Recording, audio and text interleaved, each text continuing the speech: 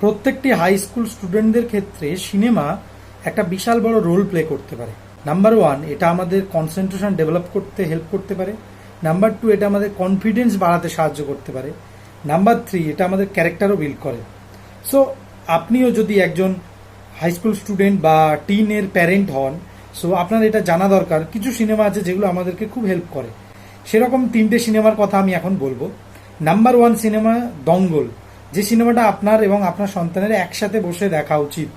যে সিনেমা থেকে আপনারা শিখতে পারবেন কিভাবে প্যারেন্টিং করতে হয়, বিশেষ করে টিনদেরকে। Number two, 12th fail cinema, কয়েকদিন আগেই রিলিজ হওয়া বিধু বিনোদ চোপড়ার সিনেমা, যেটা আপনাকে হেল্প করবে কিভাবে তারা পড়াশোনায় মোটিভেশন ধরে রাখবে। এবং নাম্বার থ্রি, OMG2 হেল্প করবে আপনাকে আসলে এডুকেশন সিস্টেমের গলদটাকে দেখাতে। সো কোন সিনেমাটা আপনারা এখনই দেখবেন, কমেন্টে জানান আমাকে। Thank you.